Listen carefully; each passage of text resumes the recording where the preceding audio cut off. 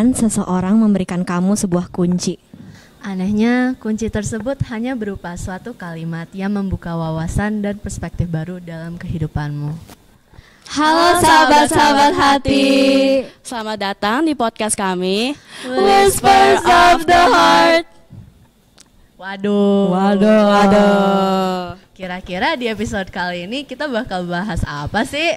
Penasaran gak sih? Ya tentunya bakal berhubungan sama kesehatan mental. Oh iya, kan podcast kita tuh fokusnya tentang perkembangan diri kita sendiri. Eits, jangan di-spill dulu dong topiknya. Mending kita perkenalkan diri lebih terdahulu. Mulai dari gue ya, nama gue Vincentia Winiki, bisa dipanggil Winnie. Gue dari kelas 9D, absen 29.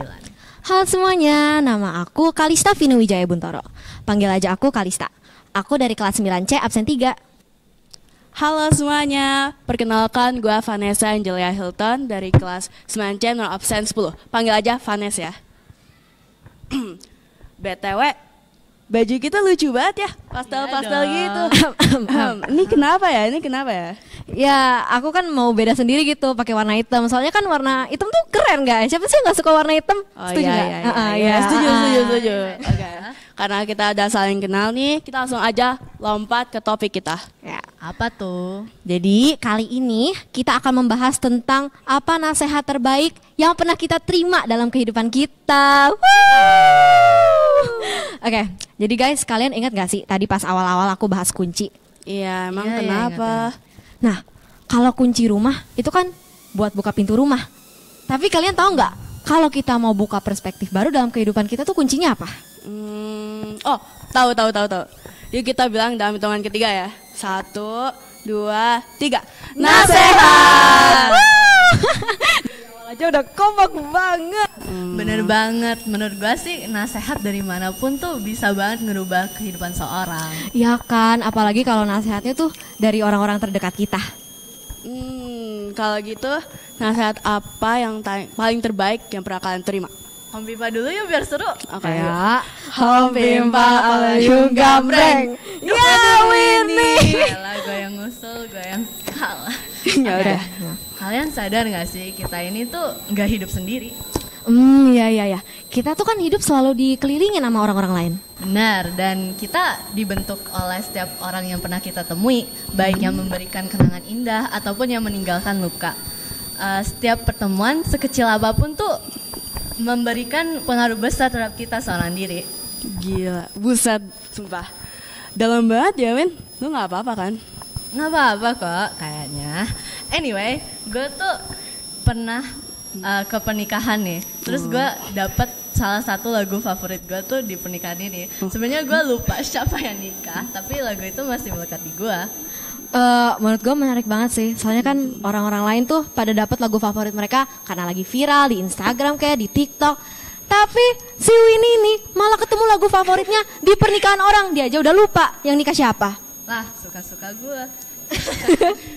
Anyway, gue juga pernah ketemu salah satu temen gue secara online. Udah asing sih, tapi dia pernah kenalin gue ke salah satu kartun nih. Sampai sekarang gue masih ulang-ulang nonton kartun itu. Waduh. My Little Pony. Sayangnya apa tuh? gue juga pernah menyanyiakan seorang yang benar-benar sayang sama gue. Ya. Iya terus gimana? Lanjut. Jadi ya dari situ gue belajar untuk lebih menghargai orang lain. Jadi ya quotes favorit gue tuh I am a mosaic of everyone I've ever loved. Yang bisa gue terjemahin jadi aku adalah mozaik dari semua orang yang pernah aku cintai. Kiu. Sebenarnya quotes ini nggak diberikan secara langsung pada gue. Lah, terus lu dapet dari mana? Gue ketemu ini di sosial media beberapa bulan yang lalu. Tapi ya menurut gue itu menggambarkan kita banget. Kita ini adalah mozaik yang disusun dari potongan-potongan kecil, momen, hubungan, dan kenangan yang dari orang yang pernah hadir dalam hidup kita. Oh, so sweet. Oke. Jadi ya bahkan yang singgah sebentar tuh tetap meninggalkan jejak. Dari situ gue berjanji kepada diri sendiri buat lebih baik pada orang lain. Karena setiap pertemuan ada artinya, gue pengen ya kehadiran gue berarti pada orang lain. Selain itu gue juga harus tetap hidup biar gue bisa ketemu lebih banyak orang, biar mereka bisa ngerasakan kehadiran gue. Oke. Gila. Gue gak nyangka loh, lu dalam waktu beberapa bulan aja bisa ngerangkum banyak makna dalam quote yang lu pilih itu. Nah, padahal quote-nya dalam cuma satu kalimat loh. I'm a mosaic of everyone I've ever loved. Ternyata pemikiran lu dalam juga ya, Win. Makasih. Ya kan, aku juga ngerti kok. Tadi kan kata kamu setiap pertemuan tuh ada artinya.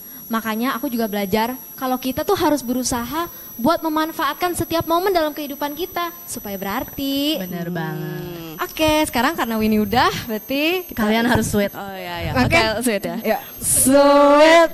Ya, aku kalah. Ya. Oke, berarti sekarang giliran aku. Oke, jadi sebenarnya nasihat favorit aku tuh dari petikan yang berasal dari film bahasa Indonesia. Judulnya Jatuh Cinta Seperti di Film-Film. Waduh. Lah, gue kira tuh lu sukanya film horor. Iya. Ya, kan aku sedang mencoba hal-hal baru guys, apa salahnya? Jadi nih, petikannya bunyinya kayak gini. Hidup tuh emang gak bisa di retake, tapi masih bisa dibikin sequel. Artinya tuh mau sesusah apapun hidup kita di masa lalu, mau betapa berdukanya kehidupan kita di masa lalu, ya jalanin aja karena kita nggak bisa ngerubah apa-apa. Hidup itu nggak bisa di retake, hidup itu nggak bisa diulangin. Justru kita harus fokus ke masa depan, sequel apa yang mau kita bikin, apa yang mau kita rencanain, hubungan sama siapa aja yang mau kita jalin, teman-teman kita mau kayak gimana, justru hal-hal itu yang harus kita pikirin. Dan aku juga yakin deh, pasti kalian Winnie sama Vanessa juga relate sama petikan tersebut. Karena ya kalian tau lah, sekarang tuh orang-orang Indonesia tuh pada galau. Iya lagi, tahu aja keadaan gue sekarang. Tapi ya tahu kebanyakan murid-murid di zaman sekarang tuh nggak fokus belajar, ya karena galau mulu. Yeah. Bener. Oke, berarti sekarang kita ke orang selanjutnya, Vanessa, silahkan. Oke, BTW gue pemenangnya ya. Oke, anyways, nasihat terbaik yang gue pernah dapetin itu dari lagu loh. Nah, lagunya itu dari salah satu artis favorit gue. Bisa tebak gak? Aku. Leve.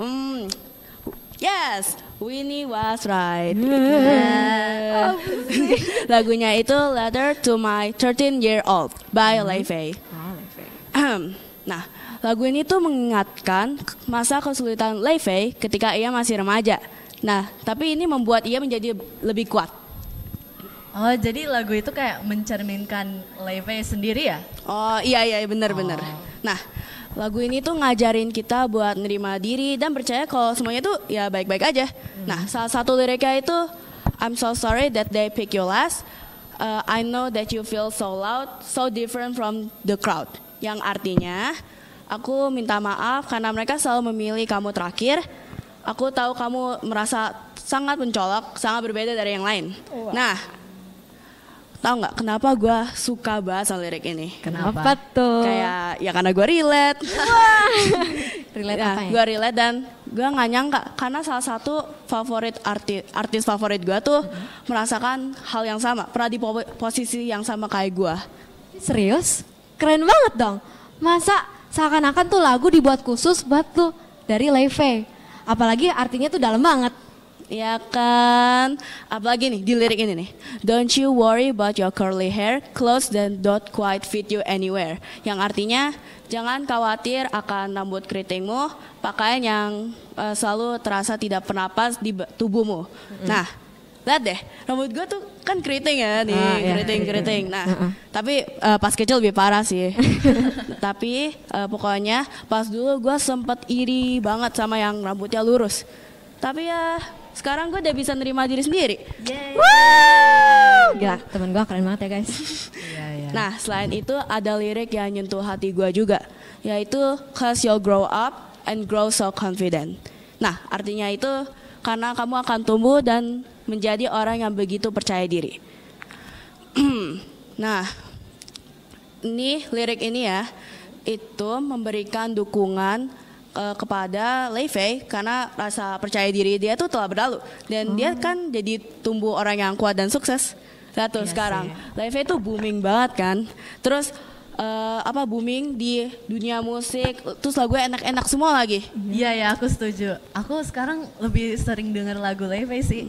Bahkan aku dengar dia juga jadi nominasi Grammy kan. Iya. Oh iya, aku juga dengar tuh Leve pernah masuk ke nominasi Grammy. Selain itu aku juga sering banget dengar lagu-lagu Leve di Spotify.